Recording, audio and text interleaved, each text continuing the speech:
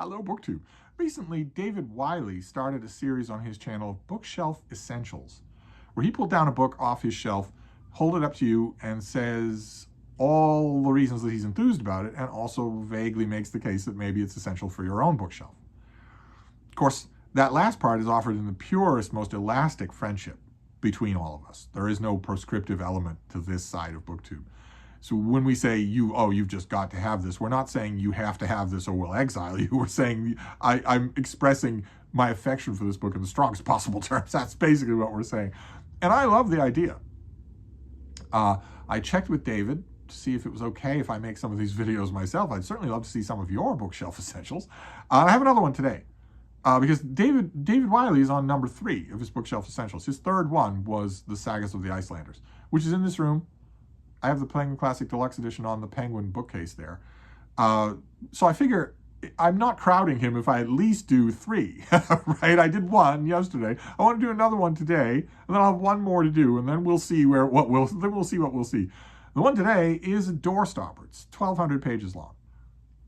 But its author fully intended it to be considered a great work, to be treated that way, to be universally hailed, and it worked. It doesn't always work that way. It didn't work that way with many of this author's other books, but it worked with this one. This is United States by Gore Vidal. It's from 1993. This is a gigantic collection of 114 of this author's periodic pieces, his deadline prose, from anywhere that you want to name, from the New York Review of Books, the New York Times, whatever, wherever, whoever would do it. This is just essays spanning a gigantic half-century chunk of Gore Vidal's career. Broken up. The title is about the United States, yes, but it's also a play on the organization of the book, which is also a union of states. The first part of the book is called State of the Art, and it is about movies, books, literary trends, literary figures. The second part is called State of the Union, and it is about the United States and the political state of the world in his day, mostly in the 1960s. And then the third one is State of Being, which is meant to capture everything else, and does. And I had a spotty history with Gore Vidal, but I am a huge fan. And he was right when he considered this a massive work. It won a National Book Award. He wanted this to be, I want to produce a gigantic capstone volume in my career. A massive work that is sort of a vademecum, that will work for everybody. It spawned a whole bunch of imitators. I have one particular imitator, a literary figure who most of the time hated Gore Vidal, tried to do a book like this of his own, and it doesn't work. There has to be a magic to it. It can't just be egotism. And there is a magic to this book. I don't quite know how to diagnose it, since this book is shot through with egotism. Gore Vidal was a very egotistical man. But he also held another position. He held a weird position that I don't think it tarnishes that position any to say how badly he wanted it. It wasn't an accident. He wanted to be a man of letters. He wanted to be a public intellectual. And I believe he was America's last public intellectual. I don't think it would be possible to have one anymore. In a country where 180 million people don't know who's president, it's impossible to have a public intellectual. A public intellectual is opining. They are resting their activities on a shared reality. We don't have a shared reality in America anymore.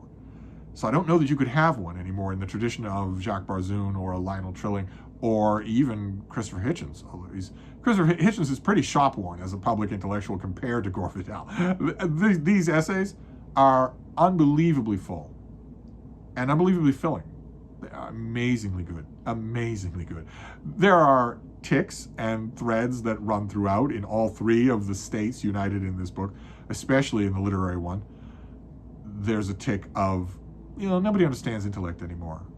especially nobody understands wit anymore. Oh my God, I lost track of how many times in this book that assertion is made. Of course it's not true, and you're not meant to take it as true. What you're meant to take from that is when Gore Vidal says nobody understands wit anymore, you're supposed to understand that not to mean that nobody understands wit anymore, but to understand that Gore Vidal himself is witty.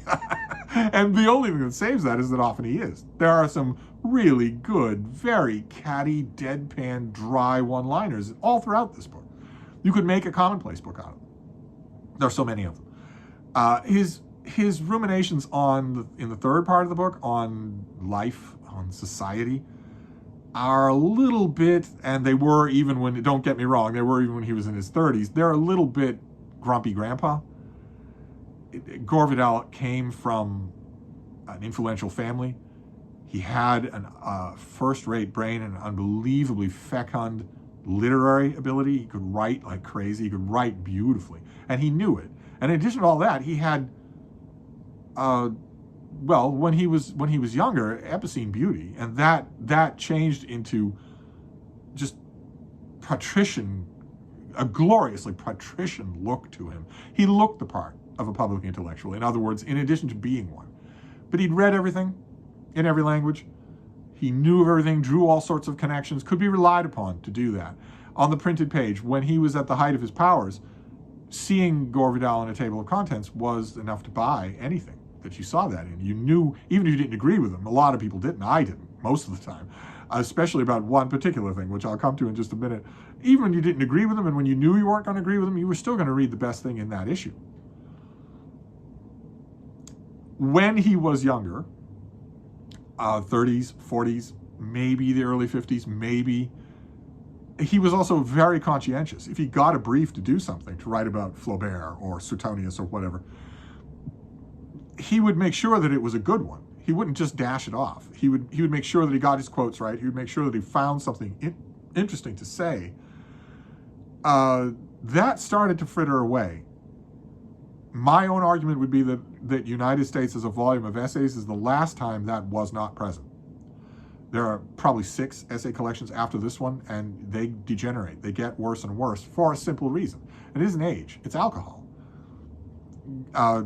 Gore Vidal was pretty sharp. He was extremely sharp in his middle age, but he'd always drunk more than anybody at any party, and just it hadn't drawn any attention to him. He stayed sharp all night long. No one really paid any attention to it. There were many, many occasions in Europe and in America where the literary party, a couple of them became infamous, one of them on the Upper West Side, would go on forever. They'd go on into the wee small hours, until 4 or 5 in the morning.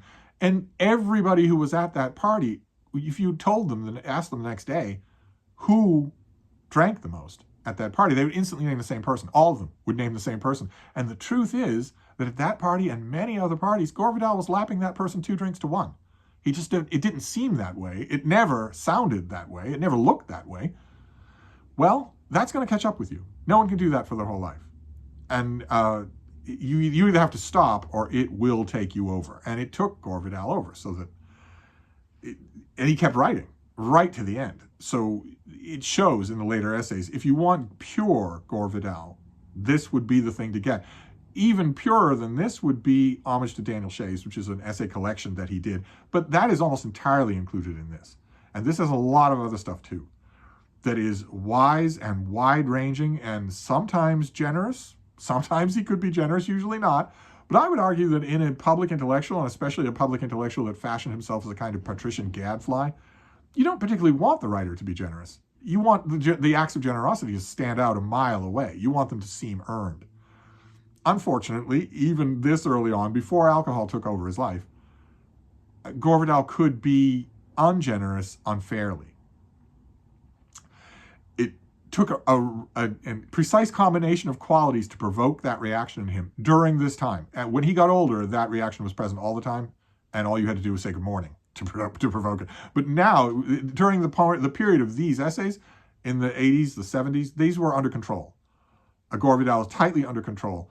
Even so, even decades ago, when he was tightly under control of his mind and his talent, the right combination of qualities could still set him off to be rabidly unjust, acidically catty and petty, And unfortunately, it's easy to predict what those things will be. You should be on your guard for them when you read this book. One is, well, actually, they're all envy. They're all just different kinds of envy.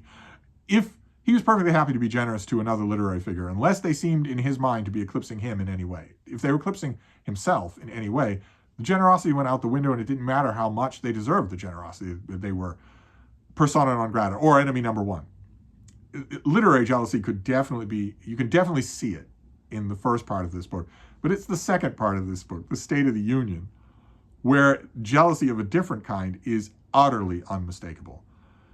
That thing that I mentioned about Gore Vidal, how he could always be counted on. He was always there with a witty saying, a quote at just the right moment, and he always had the look of a patrician intellectual leader. At the noonday of his public talent as a writer and a public figure, a public intellectual, a figure came along in American society who beat him at those things and was also president of the United States. And that his relationship with John F. Kennedy is utterly unmistakable in this book. I don't even know anymore. Once upon a time, I would say, when someone would find this book for $2 at the Strand, I would say, well, that's great, but you should go through it and use an X-Acto knife to cut out the parts that I'll direct you to. Now I'm not so sure. Time takes the venom out of that reaction. It seems funny now. That if Kennedy had looked like Nixon and become president, Vidal's reaction to it would have been completely different. But Kennedy also glowed in a room and could also be counted on for a witty comment. And also, despite what anybody, including Gore Vidal, would say, had a good deal of literary talent. And was also president of the United States, which is the one thing Gore Vidal was not, and he knew he never would be. He knew he never would be.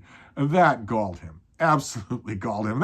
Now that I look back on it decades later, I can see that adds a charming human element to this book, which is so big and so brilliant, just nonstop brilliant, that it can seem non-human.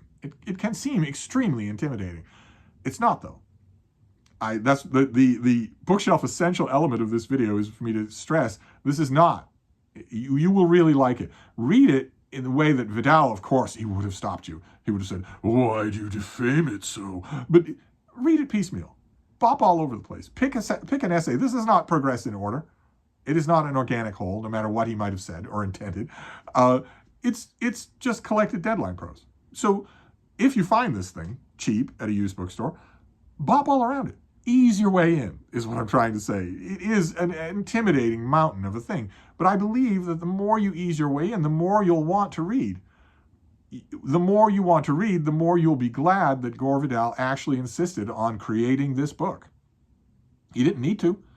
He had all those separate essay collections floating around out there. He didn't need to make this monstrosity. He did, and I think he did that for a reason. I think he did it to give it a little more purchase in immortality.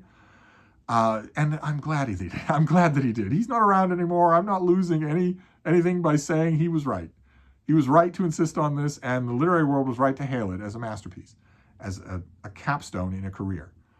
So that's your bookshelf essential for today. It's commentary, social, literary, political commentary, but on an order and of a magnitude that we are unlikely to see again. So one more bookshelf essential to do. I will ruminate on that and come back to you. But that's it for today. It's United States by Gore Vidal. So I'm going to wrap this up, but I'll be back. Thank you, BookTube.